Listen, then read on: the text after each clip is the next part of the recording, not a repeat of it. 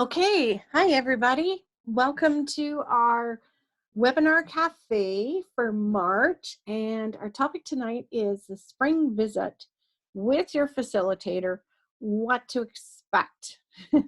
So some people look at the spring visit as a scary thing, and some look forward to it as visiting with an old friend. And hopefully it's the second part. My name is Judy Arnall, and I am a education consultant, and I've homeschooled my 5 children all the way through to high school, which is amazing to me because my math ends at grade 8. But I do not regret that time whatsoever. It was just great. My work is I'm a certified family life educator, so I teach child development, brain development, and family communication. I am specialized in non-punitive parenting. So I've written 2 books. One is Discipline Without Distress, so non-punitive parenting, Parenting with Patience on how to handle stress. And my new books is Attachment Parenting Tips, which is just tips from my 23 years of facilitating parent groups. And the new Unschooling to University is kind of our story and 30 of our friends who unschooled or self-directed their education and went on to schooling after high school. So this is copyright to 2020.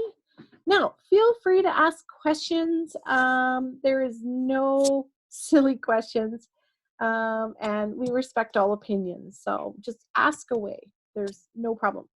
So I just want to run through just to make sure what program you're on. So most of the 95% of Alberta's children's are on one of these 3 programs. They are either in a private or independent school, a public or Catholic school, or a charter school. And with that, they have to follow the Alberta programs of study, and they have a teacher teaching them. Even if they're online, they have a teacher responsible for delivering their content. Under these 2 is also teacher-directed, correspondence, the school part of shared responsibility. All those are school. We call them school-controlled. Now, you will not get a spring visit on those programs because that is not home education. It's not mandatory that a facilitator comes out and supports you and your children during a spring visit. The only time you really have to get a spring visit is on this corner here, home education, because that is what they're coming to support and supervise, home education. And only the portion of home ed if you're on a shared responsibility program. So let's say you are responsible for teaching math and English. You would have a home visit on math and English. If the school is responsible for social studies and science, they would be under this category and they wouldn't be visiting you on that. Now, they do visit you in the school. That's called parent-teacher interviews. And that is what schools do. And they have report cards, and that is how they tell you how your child's doing. So it's kind of a different responsibility. In these 3, the teacher informs you how your child's doing. On this quadrant, you inform the certified teacher that comes to your home in the spring visit how your child's doing. Okay? Parent controlled here, school controlled here. So spring visits here, so you can communicate how your child's doing. No spring visit on these. Report cards, how the teacher communicates to you how your child's doing. Hope that's clear. Okay. If you don't know which subject or which program your child is on, you can call the school and ask them. You can say, how is my child coded for funding in PASI? PASI is the Student funding and student records software database that Alberta Education uses. So depending on their code, if you are 600 home education, you're going to have a spring visit. If you are 610 shared responsibility, you're going to have a spring visit for your home education part. Anything else, you'll get a report card. Okay. And there's lots of reasons why people choose home education nowadays. And they vary as per a family. It's so different to everybody. Just want to remind you that you can follow the Alberta Program of Studies if you are on home education. So that is 1,400 outcomes per grade, or I'm not too sure how many outcomes in a high school course, but there's quite a lot. You don't have to follow that though. You could follow the home education solo outcomes, which are only 22 outcomes by the time they're 20. Excuse me. Okay, so you could do either. You could do Alberta Program of Studies, or you can do home education outcomes. It's up to you. But it's important to know Alberta is outcome-based, which means how you meet those outcomes is totally up to you, and actually it's totally up to the teachers in school. For example, let's say grade 1, creating color in science.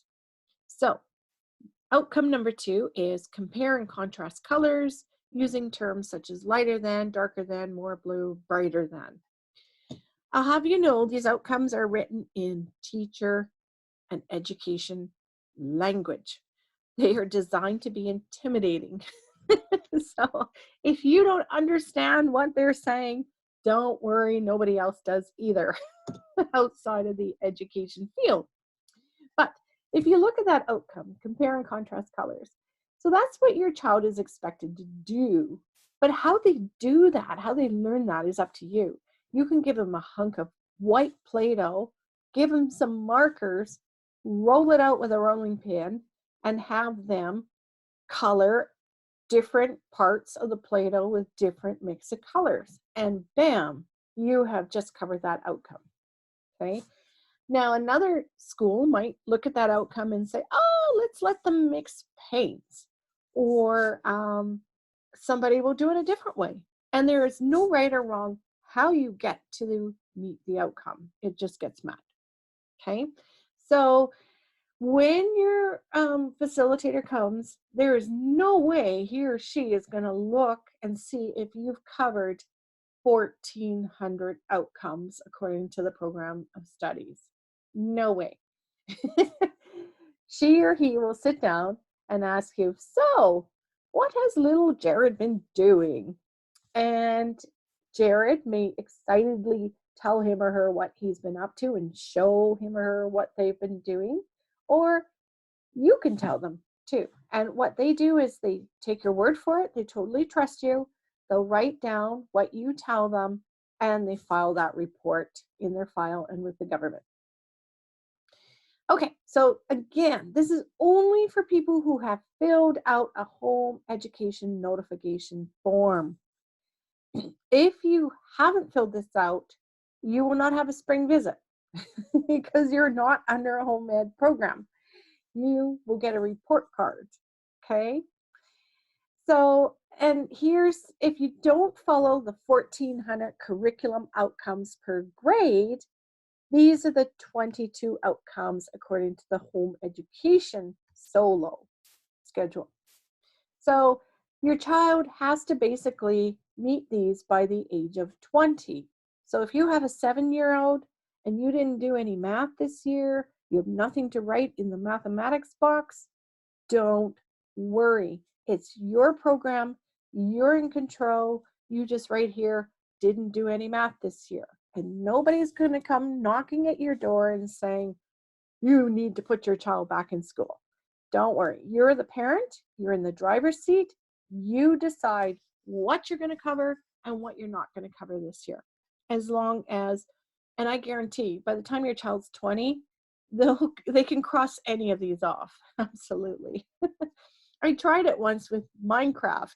You can cross every one of these off with Minecraft, with playing, Settlers of Catan, Monopoly, easily. You touch English, you touch math, you touch social studies, you touch teamwork, all of those things, absolutely. And this is what they're written. So this is more the plan, the 22 outcomes here, and they're written out. So you can see how flexible these are.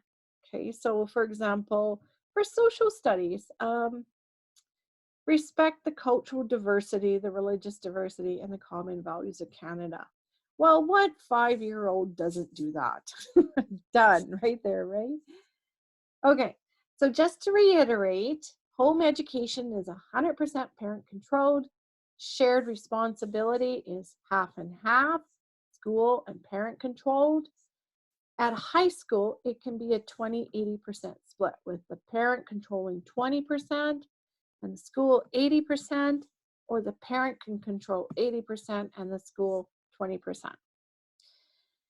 Or 100% school is called distance education, online, teacher directed, blended, you name it, aligned, those are all school. No spring visit there, you'll get a report card. And it's interesting to know a lot of homeschoolers never finish a year. They get distracted because life happens. Viruses hit, people get sick, people go travel, people have company, people have a working opportunity, a renovation coming up, all kinds of reasons. A lot of homeschoolers don't finish the year. And like many public school children right now who have called it quits 2/3 of the way through the year, a lot of homeschoolers do that naturally. And the child goes on to the next grade next September and does fine, absolutely fine. Now, who's your facilitator? Your facilitator has to be a certified teacher. That's a home education regulation. And bonus to you if they are a homeschooling parent themselves, because I find teachers that are not, have no professional development in home education, haven't had kids they've home educated, tend to stick with really schooly concepts like, why aren't you homeschooling 9 to 3 every day? They have no idea what home education is like. So so hopefully you have a facilitator that knows what it's like, knows the unique qualities, or at least has some training in what home education is. Now, they are not your boss, and they are not supposed to be intimidating. You do not have to fear them. They are your partner in education. So there's you, your child, and your facilitator. And that's what they are. They facilitate your home education program. They do not teach. They do not tell you what to do. They do not judge you. They are your support role. Their job is, what help can they provide for you to educate your child? Okay? If there anything that's not that, you have the right to ask them to leave your house, and you can call the school and ask for a new facilitator that is a better fit for you. So keep that in mind. Your spring visit should be something you look forward to, your children look forward to, and your facilitator is there to help you. So in the fall visit, you tend to get together and do the learning plan, or go over the learning plan that you've filled out. And you don't have to give any marks on home education. And you just determine what your or the learner's goals are, the methods, the resources, and assessment they're going to do for those 22 outcomes. If you're on the shared responsibility, the school portion, they in the fall register your child, they provide textbooks, they provide agendas, the weighting of assignments, the dates due, and the marks that will be given. So it's very much school. Not school on your part, very much school on the school part of the shared responsibility. Now in the spring, it's assessment time. So assessment can look like different things to different people. A lot of parents, they take photos anyways. If your child's going to build a Home Depot craft, you're going to take a picture of it, right? Keep that. That's part of your portfolio. Or if they're doing a school or a parent co-op Christmas concert, keep a video of that because that's evidence.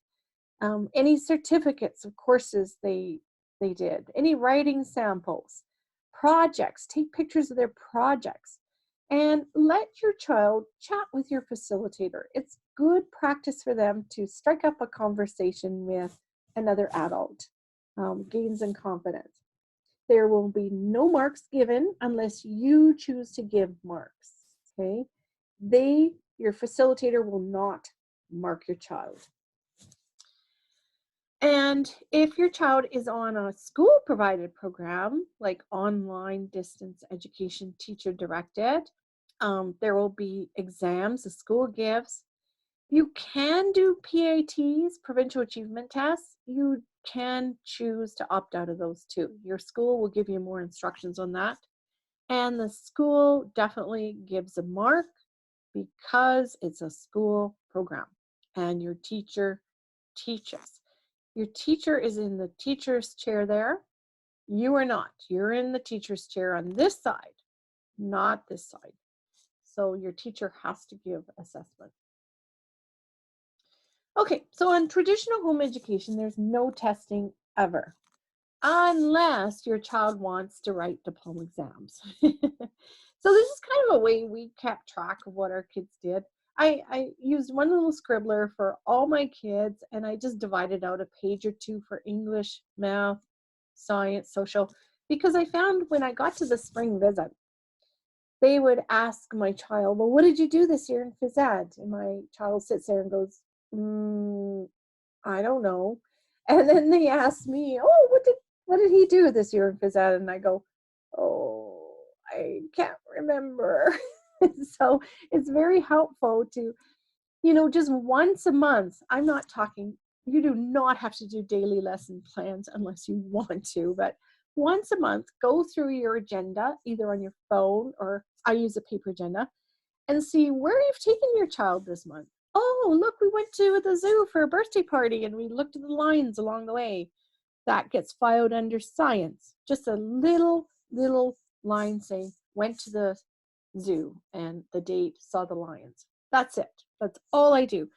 You are not getting paid to do administration work. No parents can be paid on home education programs. So the onus is not on you to record keep. The onus is on your facilitator to make notes and write down what you tell them. So again, here, grade 6, aero and aerodynamics, I kind of separated it per science topics just because I wanted to slot things in what we did naturally and where it would fit. So we visited the science center, we went on a WestJet field trip, and I just noted the date. That's all you have to do. Absolutely. High school is a bit different. High school is course-based.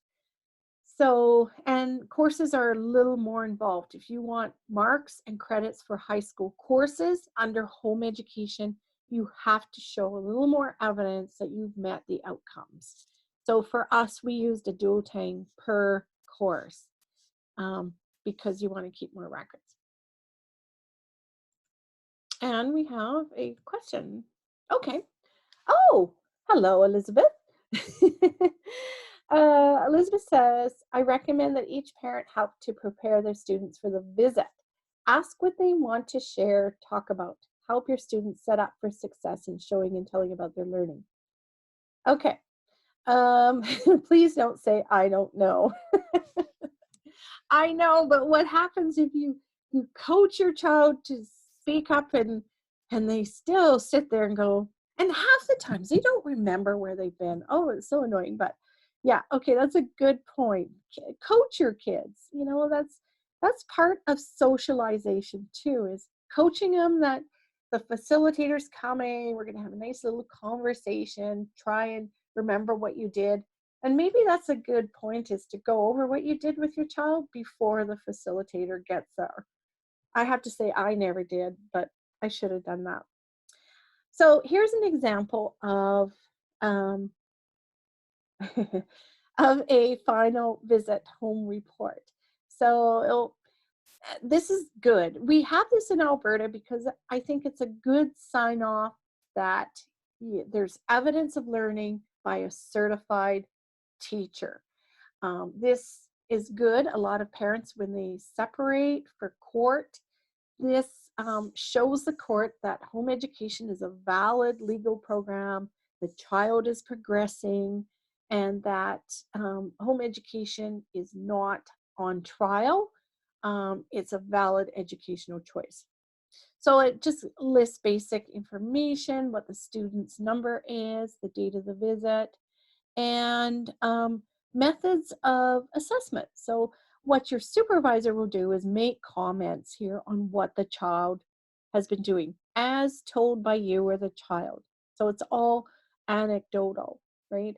And hopefully he or she sees some samples of what they're doing. But things like reading Garfield and Warriors, they can prove they've read it by talking about it, or maybe they don't want to. If your child doesn't want to talk, don't force them. And then the teacher signs it and puts a copy in the cum file. So that's a cumulative file. So once your child gets an Alberta student number, they have a file that goes with them from school to school to school. And I think it gets closed about a year after they finish grade 12. And that goes to the next school. So for elementary and junior high, there is no official government transcript. So there's no marks. There's no need for marks. Nothing goes anywhere permanently. And then at that time too, you can plan or notify, register for next year. But be sure you know what program you're on or going to be on. You register if it's going to be a school program. You notify if it's going to be home education. Okay, let's talk about high school. Now, grades 1 to 9 is outcomes by grade. Grade 10 to 12 is outcomes by course. So I found this not quite enough for high school courses. This is good for grades 1 to 9, but courses I had, like I said, I had to do a little foldery thing. This is a good example of bookends, which I call bookends.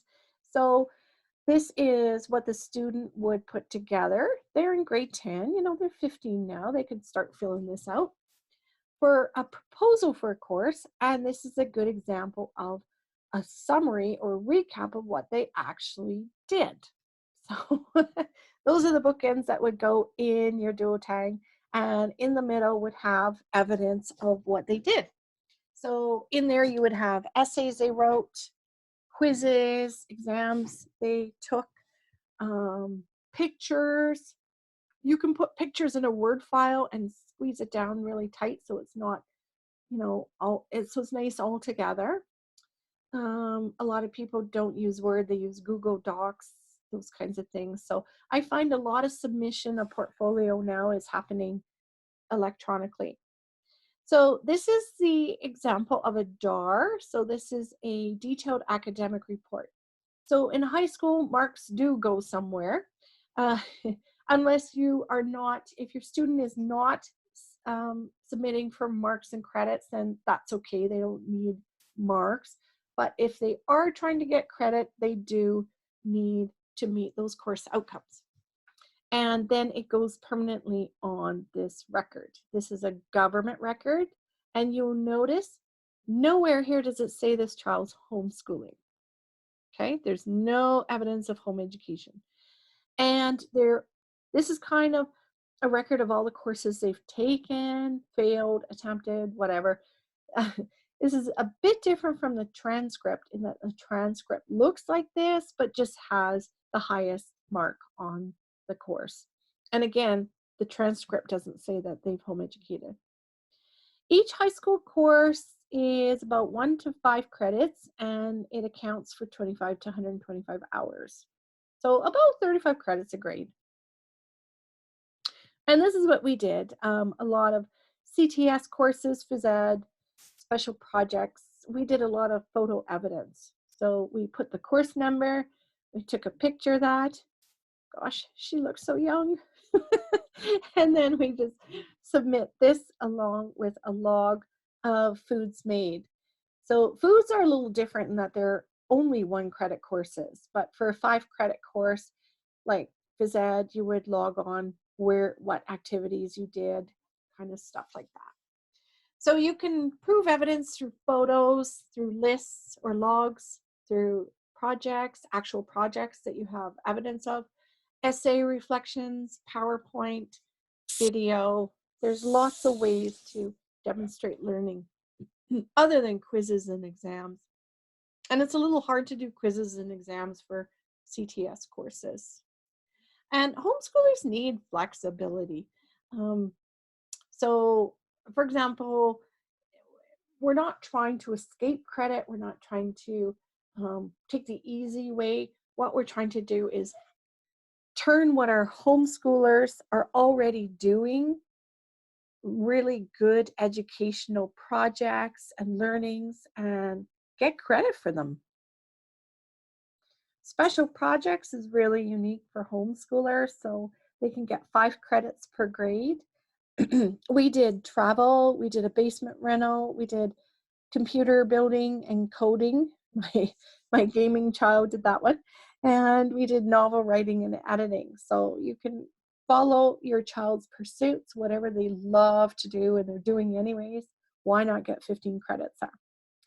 Work experience is not under home education anymore, but it's a valid option to take if maybe on the shared responsibility side, where if they're going to volunteer, have a job, they can pass the requirements and log the hours they're doing that.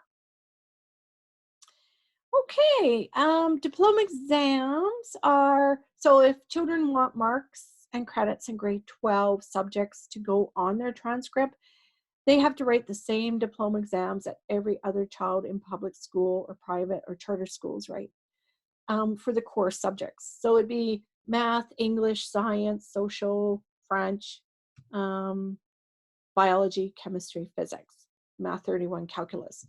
Those all have diploma exams. So they can write them 5 times a year. The big writings are January and June, and they can rewrite them if they tank.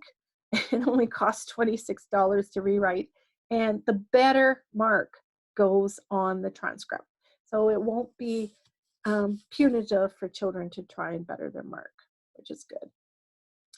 Okay, so that's kind of our spring visit. So the spring visit is a time in high school that learners can present their portfolios, their course, bookends and all their work they've done for high school to their facilitator to take back and assess. And if there's any gaps or things like that, they still have a bit of time to fill them in before that end of June. Okay, so the spring visit is not supposed to be intimidating. It's supposed to be, a fun, collaborative time to get together and just celebrate the learning that's been happening all year. So I hope this was helpful. Anybody have any questions at this point in time? I hope you stay tuned for our April webinar, which I think is screen time? No, I forget. Anyways, join us next month, third Wednesday of the month at 7 o'clock for our topic that escapes me right now.